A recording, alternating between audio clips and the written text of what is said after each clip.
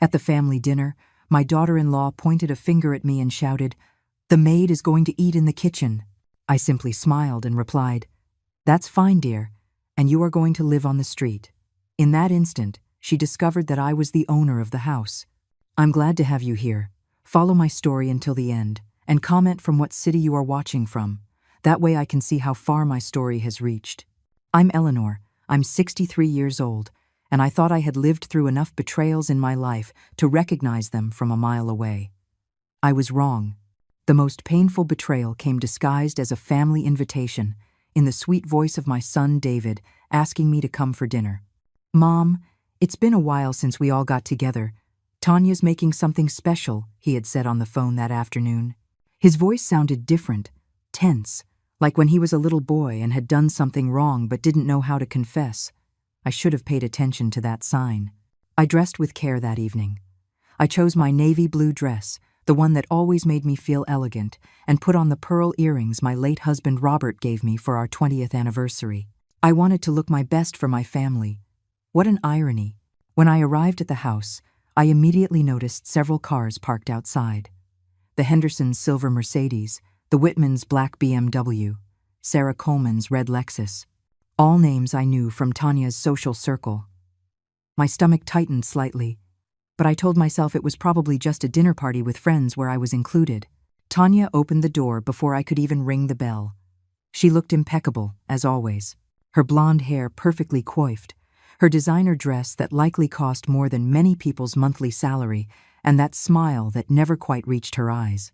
"Eleanor," she greeted me, and right there I should have noticed something. Not mom, not mother-in-law, just my name, pronounced with that calculated coldness she mastered so well. "So glad you could make it. Come in." The sound of conversation and laughter filled the living room. I recognized the voices immediately. Margaret Henderson, talking about her latest trip to Europe. Patricia Whitman, commenting on the new collection at her art gallery. Sarah Coleman laughing at something that sounded forced and rehearsed. David came over to greet me. My son, who was once my best friend, now hugged me with the stiffness of a stranger performing a social duty. "Hi, Mom," he murmured near my ear, but there was no warmth in his voice, only obligation. "David, honey, it's so good to see you," I replied, trying to ignore the feeling that something was terribly wrong. His eyes avoided mine. Tanya cleared her throat in that theatrical way she had of commanding attention. "Well, now that we're all here, we can move into the dining room." I started toward the group, hoping someone would include me in their conversation, but the looks I received were strange. Not hostile, exactly, but uncomfortable, as if my presence were an unplanned interruption. "Eleanor!" Tanya's voice cut through the air like a sharp knife. I stopped and turned to her. She was standing by the entrance to the dining room, with that posture she adopted when she felt in absolute control of a situation. "I think there's been a small misunderstanding." The silence that followed was deafening. All conversations stopped. I could feel the eyes of every guest on me, as if I were the center of some spectacle I didn't understand. "A misunderstanding?" I asked, my voice sounding smaller than I would have liked. Tanya smiled, but there was nothing kind in it. It was the smile of someone who was about to enjoy what she was going to say next. "Well, it's just that this is a dinner for my special guests, for people on our social level." She paused, savoring each word. "I think you'd be more comfortable eating in the kitchen." I felt as if I had been physically struck. The air left my lungs, and for a moment, I couldn't process what I had just heard. My own daughter-in-law was exiling me to the kitchen as if I were hired help. I looked at David, waiting, silently begging him to say something, to defend me, to remind his wife who I was. But my son, the boy who once promised to always protect me, simply stared down at the floor. "The maid is going to eat in the kitchen," Tanya added, and this time there was no mistaking the venom in her voice. The words echoed in my ears like a funeral gong. The humiliation was so complete, so unexpected, that for a moment I was paralyzed. I could see the expressions on the guests' faces. Some looked uncomfortable, others curious, as if they were witnessing an entertaining drama. Margaret Henderson even exchanged a knowing look with Patricia Whitman. In that moment, I felt something inside me break. It wasn't my heart, that had been fractured so many times over the years that it had learned to function with the cracks. It was something deeper. It was the last emotional connection I had to the idea that this family valued me, that my place in this world meant something to the people I loved most. But then, something strange happened. Instead of crying, instead of screaming or running out in humiliation, I felt a cold calm descend over me, a calm I hadn't experienced in years. It was as if I had been waiting for this moment without knowing it, as if the clarity I needed had finally arrived. I smiled, a genuine, quiet smile that took Tanya completely by surprise. "That's fine, dear," I said, my voice surprisingly serene. "You're right. I think it's time we all knew exactly where each of us belongs in this house." The confusion on Tanya's face was instant. That was not the reaction she expected. She had expected tears, pleas, humiliation. Instead, there was a 63-year-old woman smiling at her with a confidence she hadn't shown in years. "And you know what, Tanya?" I continued, feeling each word come out with crystal clarity. "Very soon, you are going to find out exactly who really belongs here." The silence that followed was different from the last one. This time, it was heavy with a promise that no one in that room fully understood except for me. But what none of them knew was that this humiliation, this evening they had planned so carefully to put me in my place, had just become the catalyst for something that would change everything forever. That night, as I drove back to my apartment, memories flooded my mind like waves during a storm. Tanya's humiliation hadn't been an isolated event. It had been the culmination of 5 years of systematic contempt, 5 years of being treated like an inconvenience in my own son's life. It all started when David met Tanya at a real estate conference. He worked as a real estate agent, an honest but modest job. She was the daughter of a property developer, accustomed to a world of luxury that David only knew from a distance. From the first day he introduced her to me, I knew there was something in her eyes when she looked at me. It wasn't respect. It was an assessment, as if she were calculating my value and had concluded I had none. At first, the comments were subtle. "David told me you live in a small apartment, Eleanor. How cozy." Or, "It's interesting how some people can live with so little space." Always with that perfect smile. Always in a tone that sounded sympathetic, but cut like a hidden knife. When they got married 3 years ago, I had hoped things would improve. I thought maybe Tanya had been nervous, trying to impress, and that once she felt secure in the family, she would warm up to me. How naive I was. The first Christmas as a married family was telling. We had agreed to celebrate at the house David and Tanya had bought after the wedding, a beautiful colonial home in Westchester that I had secretly helped finance. Tanya had insisted that everyone bring a specific dish for dinner. "Eleanor, you can bring the napkins," she had told me on the phone, while my sister Helen was asked to bring the turkey and Aunt Catherine was tasked with dessert. Napkins, as if my contribution to the family celebration was so insignificant that I only deserved to bring paper. But what hurt most that Christmas wasn't the napkins. It was when it came time for gifts. David and Tanya had taken great care in wrapping beautiful presents for everyone there. Everyone except for me. My gift was a box of cheap chocolates they had clearly bought at the last minute from a drugstore. "We just didn't know what you like," Tanya explained with that fake sweetness I was beginning to recognize. A lie. I had been present at every birthday, every family celebration for David's 35 years of life. They knew my tastes perfectly well. The months that followed were a masterclass in psychological manipulation. Tanya had a special talent for making comments that sounded innocent on the surface but were loaded with poison. "Eleanor, that coat is so vintage on you. I suppose it's from when it was in style. Oh, it's admirable how you maintain such a positive attitude despite your limitations." But the most painful part was watching how David changed. My son, who once called me 3 times a week, suddenly only communicated with me when Tanya wasn't around. Our conversations became superficial, careful, as if he were walking on eggshells. One day, about a year ago, I went to visit them unannounced. I needed to drop off some documents David had forgotten at my apartment. When I arrived, I heard raised voices coming from the study. I approached quietly, not to eavesdrop, but because I recognized the tone of anguish in my son's voice. "I can't keep doing this, Tanya," David was saying. She's my mother. Exactly, she replied, her voice cold as ice. She's your mother, not mine. And frankly, David, her constant presence is affecting our social life. People talk. They wonder why we have to put up with that. But she helped me when I needed money for college. She paid for my first apartment when I started working. And now you have to pay her back for the rest of your life? Tanya interrupted. David, my love, you have to understand something. In my social circle, the way you treat your family reflects your status. And having a mother-in-law who shows up unannounced, who dresses like she's living in the 1980s, who can't hold a sophisticated conversation, it's embarrassing. There was a long silence. Then, David's voice, weaker. What do you want me to do? Just create some distance. You don't have to cut her off completely. Just keep the visits to a minimum. When we have important guests, maybe it would be better if she wasn't there. That was the conversation that marked the beginning of the systematic distancing. Suddenly, invitations to family dinners came less frequently. Birthdays were celebrated with just a small family gathering, which apparently didn't include me. The phone calls became even scarcer, but I was still there, waiting. I kept sending gifts on special occasions. I kept calling to ask how they were.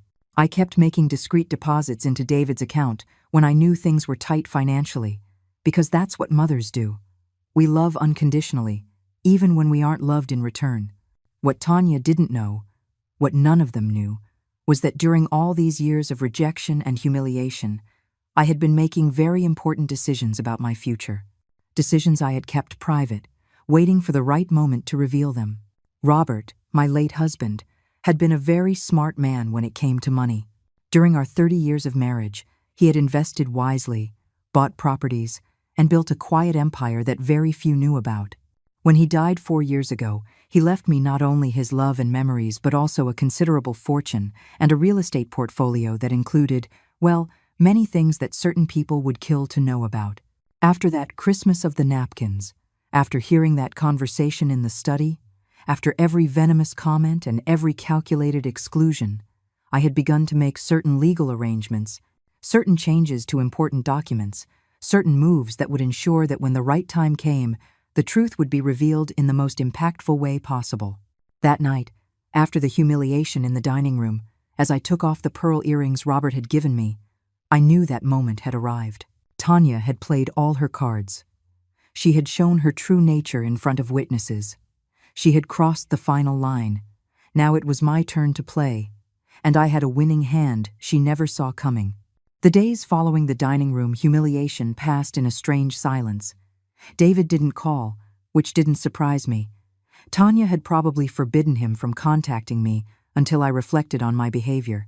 But I wasn't waiting for their calls. I was busy doing other things. On Monday morning, I had an appointment with my lawyer, Marcus Wellington. Marcus had been a partner at Robert's law firm for years, and after my husband's death, he had become something of my guardian of financial secrets. His office in the financial district always put me at ease, with its perfectly organized law books and the smell of fresh coffee. Eleanor, Marcus greeted me as he reviewed a stack of documents on his desk. The changes you requested last week are all processed. Are you sure you want to proceed with this? I nodded firmly. Completely sure, Marcus. It's time. I had made the decision to transfer certain properties that I had kept under Robert's name to my maiden name, Eleanor Rivera.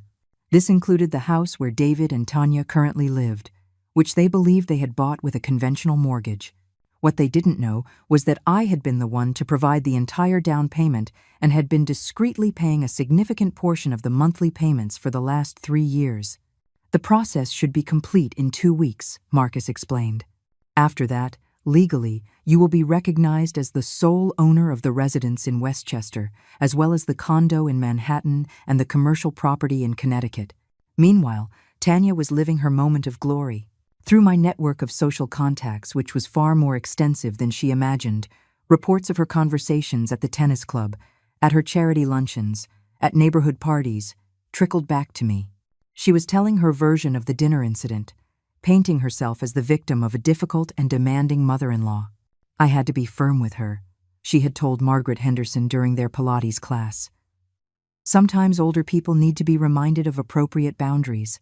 Margaret told me this during our lunch on Wednesday, probably expecting me to react with outrage. Instead, I just smiled and changed the subject.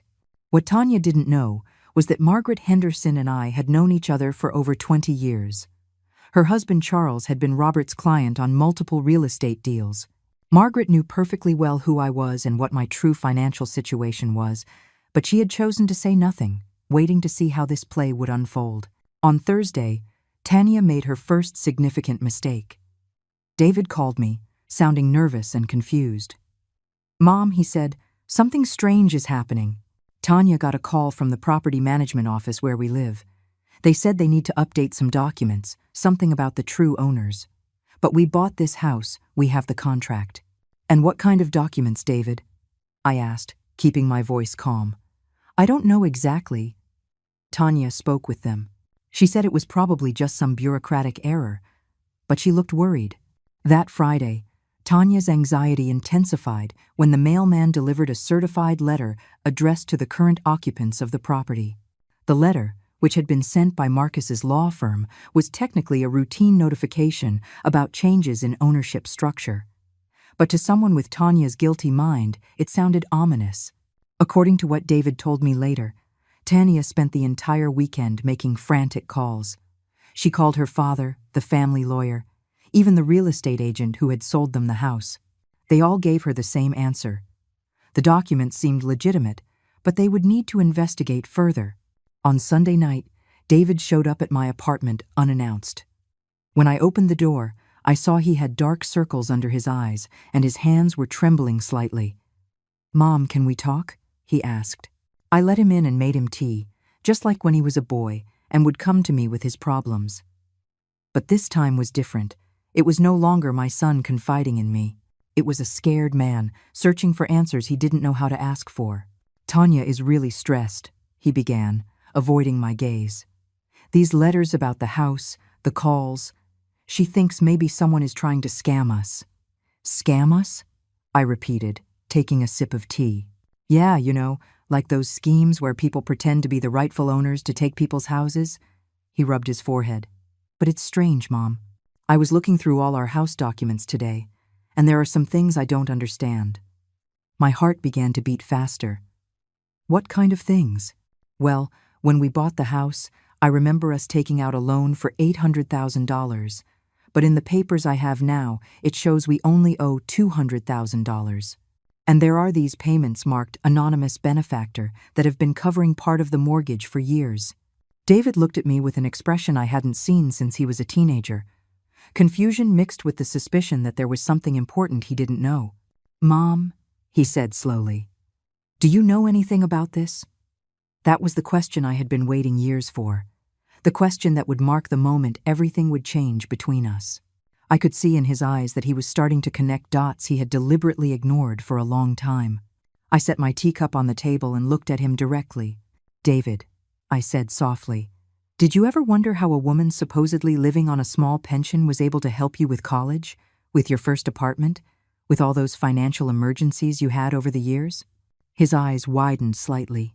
"Mom, did you ever wonder why people like Margaret Henderson treat me with such respect when Tanya insists I'm just an unimportant old woman?"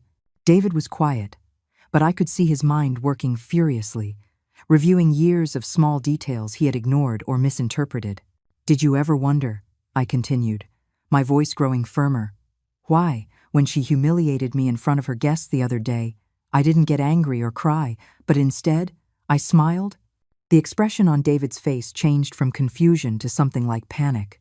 "Mom, what are you trying to tell me?" I smiled, the same quiet smile I had given Tanya that night in the dining room. "I'm telling you, my dear son, that very soon you and your wife are going to discover that you've been playing a game where you didn't know the real rules." David shot up, spilling his tea. "What does that mean?" "Mom, you're scaring me." "Don't be scared, David. Just be prepared. Because what's going to happen next week is going to change everything you thought you knew about your family." When David left that night, I knew he would run straight to Tanya and tell her about our conversation.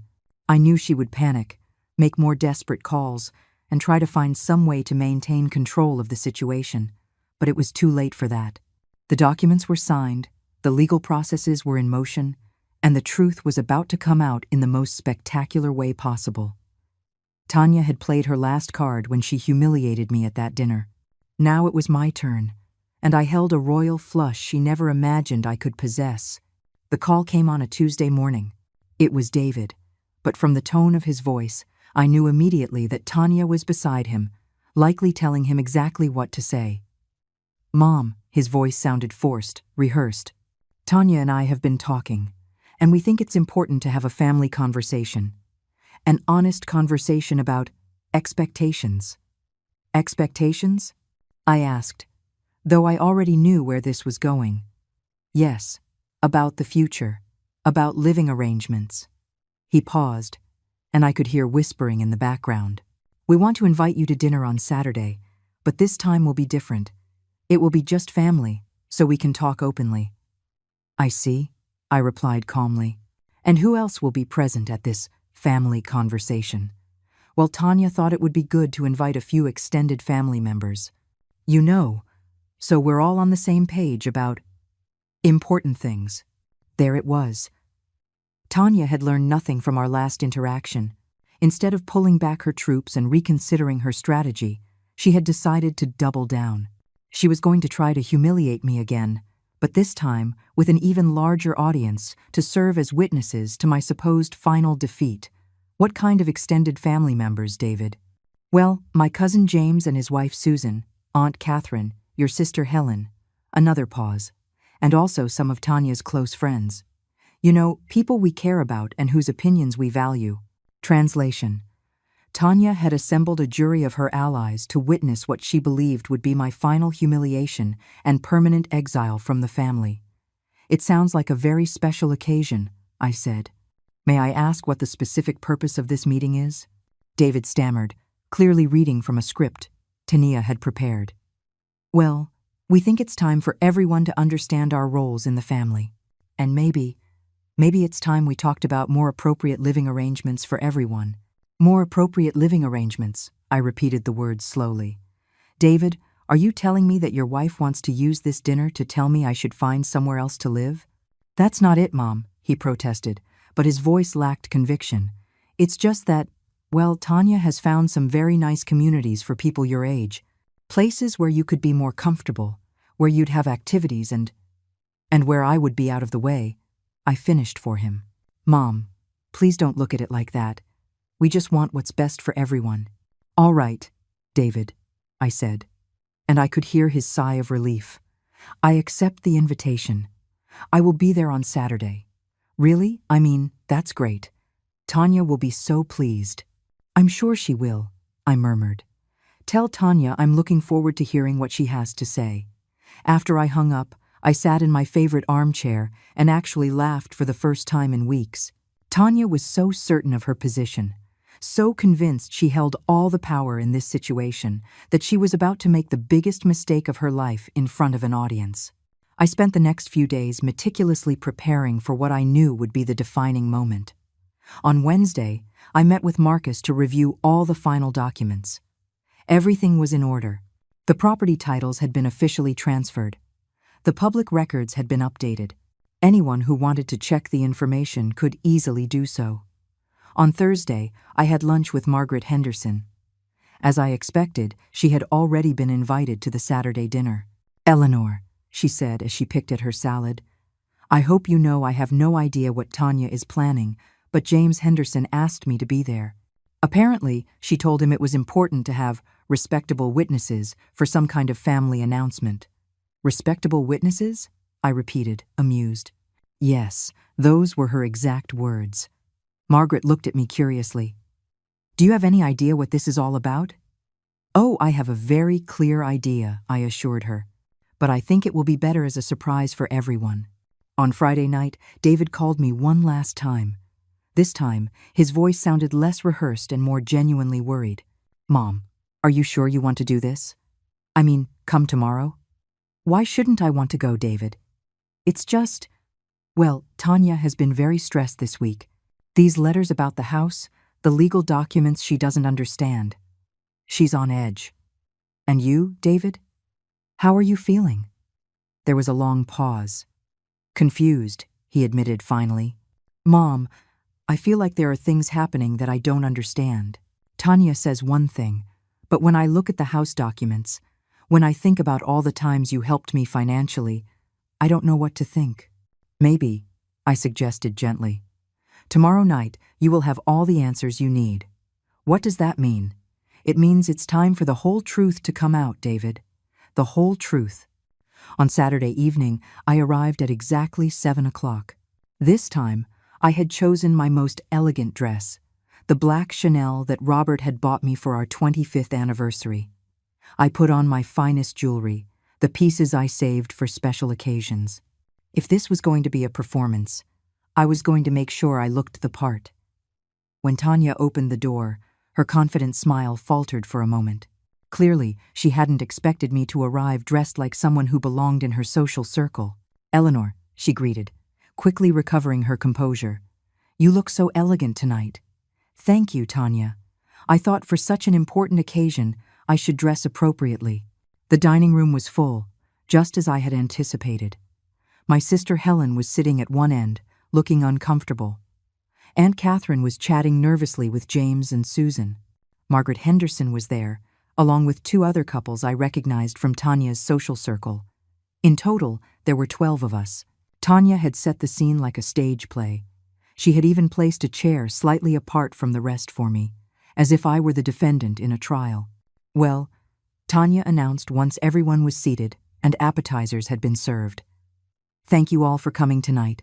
David and I wanted our loved ones to be present for a very important conversation about the future of our family." David shifted in his chair, clearly uncomfortable with what was about to happen. "As many of you know," Tanya continued, "we've been going through some family challenges recently, situations that have required us to make difficult but necessary decisions." She looked directly at me, her eyes glinting with the confidence of someone who believed victory was assured. "That is why we have decided it is time to make some changes to our family's living arrangements, changes that will benefit everyone involved." The room was completely silent. I could see Helen looking at me with concern, while Margaret Henderson wore a completely neutral expression, as if watching a play for which she already knew the ending. "David and I have found a beautiful senior living community, very close to here, where Eleanor will be able to live comfortably with people her own age and socioeconomic level." There it was, the public shaming she had been planning since the moment she humiliated me at the last dinner. But this time, she wanted witnesses. She wanted the whole family to see her put me in my place for good. Of course, she added with false generosity, "We will cover all the expenses for the move and the first month at the new residence." The silence that followed was thick. All eyes turned to me, waiting for my reaction. Some faces showed sympathy, others curiosity, and a few complicity with Tanya. I rose slowly from my chair, feeling every eye in the room follow me. When I finally spoke, my voice was clear and calm. "Tanya," I said, "I appreciate you gathering everyone here tonight, because you're right. It is time for everyone to know exactly what the appropriate living arrangements are for each of us." I smiled, the same serene smile that had so confused her the first time. "But before we talk about where I should live, perhaps we should talk about where you are going to live." The silence that followed my words was absolute. It was as if someone had hit the pause button on a movie. Tanya was staring at me with an expression of utter confusion, as if I had spoken in a foreign language. David had gone visibly pale. The guests were exchanging nervous glances, unsure if they were witnessing a family drama or the beginning of a mental breakdown. "Excuse me?" Tanya managed to articulate finally, her voice barely containing a tremor. "What do you mean? Where I am going to live?" I walked slowly to the head of the table, where Tanya normally sat when she was playing the role of the perfect hostess. I stopped there, my hands resting gently on the back of the chair, and I looked at each person in the room before I answered. "Well, Tanya," I began, my voice maintaining that serene tone that so unnerved her. "Since we're talking about appropriate living arrangements and who belongs where, I thought this would be the perfect time to clear up a few misunderstandings about this beautiful house." David shot up from his chair. "Mom, what are you talking about?" I pulled an envelope from my purse, one I had carefully prepared that morning. Inside were copies of all the relevant documents, arranged chronologically to tell the whole story. "David, When you and Tanya bought this house 3 years ago, do you remember how much you paid for the down payment? David frowned. $200,000. Why? And where did that money come from? We? David looked at Tanya, who was looking increasingly alarmed. Tanya said her family had loaned us the money. Tanya stood up so quickly her chair almost tipped over.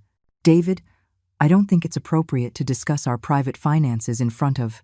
Oh, but Tanya, I interrupted gently. You were the one who insisted this conversation be held in front of witnesses. You said it was important for everyone to understand the appropriate arrangements. I smiled. I'm simply following your lead. I drew the first document from the envelope.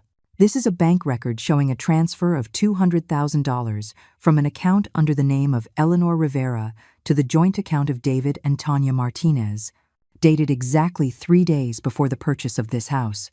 A murmur went through the room. Margaret Henderson leaned forward, clearly interested.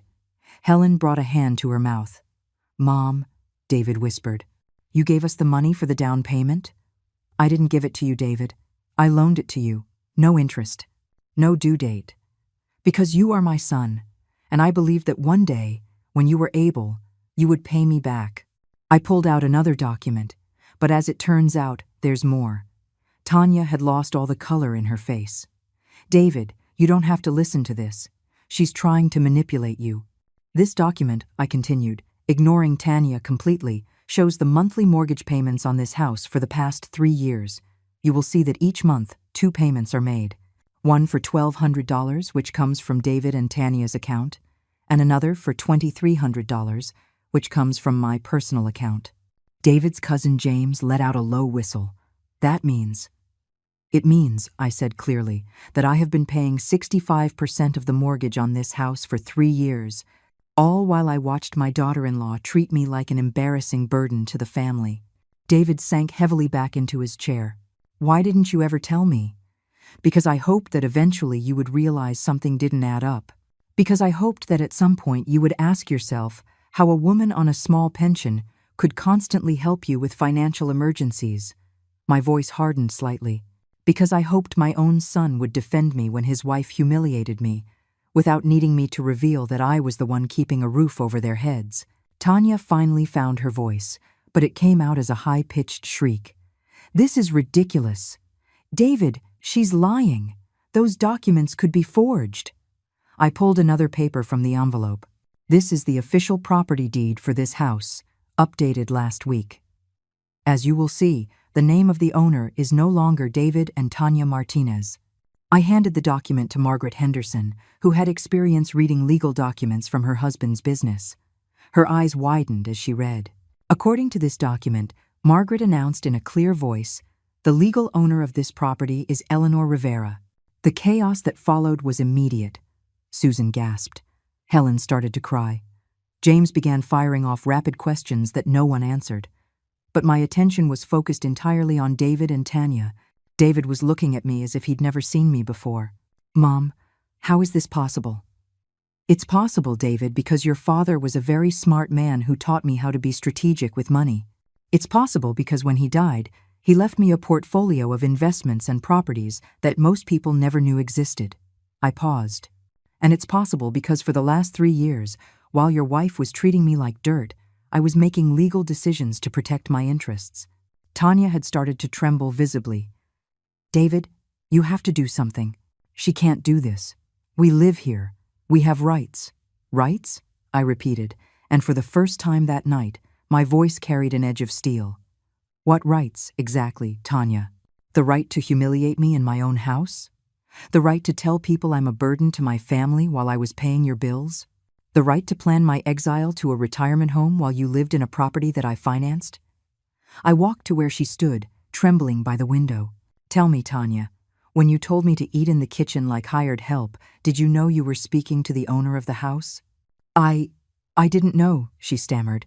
No, I agreed, you didn't know. Because you were so busy looking down on me, so certain that I was nothing more than a useless old woman, that you never bothered to ask yourself why your life was so comfortable. You never asked where the money was really coming from. I addressed the entire room. I want everyone to understand something. For 3 years, I watched this woman systematically alienate my son from me. I listened to her tell him I was a liability, that my presence was an embarrassment to her social circle. I endured cruel comments about my clothes, my apartment, my supposed poverty, and the entire time, I was funding the luxury lifestyle she enjoyed. David finally spoke, his voice cracking. "Mom, why didn't you tell me the truth? Because I needed to know who the woman you chose as a wife really was. I needed to see if the love you claimed to have for me was genuine, or if it only existed when you thought you needed me." My eyes filled with tears, but my voice remained steady. And unfortunately, David, I got my answer. Tanya suddenly turned on David, grabbing his arm desperately. "David, you have to believe me. If I had known, if I had understood, I never would have." "Never would have what, Tanya?" I interrupted. "Never would have treated me like garbage? Does that mean your respect only exists when people have money? That your love for my son was conditional on keeping me away from you?" David pulled free from Tanya's grasp and walked toward me. "Mom, I'm sorry. I am so sorry. I didn't know." "You knew, David," I said softly. "Maybe you didn't know the financial details, but you knew your wife was treating me badly. You knew she was systematically excluding me from your life. And you chose to let it happen because it was easier than confronting her." The silence that followed was devastating. Everyone in the room could feel the weight of the choices that had led to this moment. Finally, I pulled the last document from my envelope. "This is a 30-day eviction notice. It's dated for today." Tanya let out a choked cry. "You can't do this. David, do something." I looked at my son, this 35-year-old man who was once my little boy, and I felt a mix of love and disappointment I had never experienced before. "David," I said, "you have a choice to make, and it has to be your choice, not hers." The 30 days that followed that dinner were the longest and yet the most liberating of my life. David didn't speak to me for the first week. Tanya, of course, had gone into full panic mode, making frantic calls to lawyers, to her family, to anyone who might help her find a legal loophole to stop the eviction.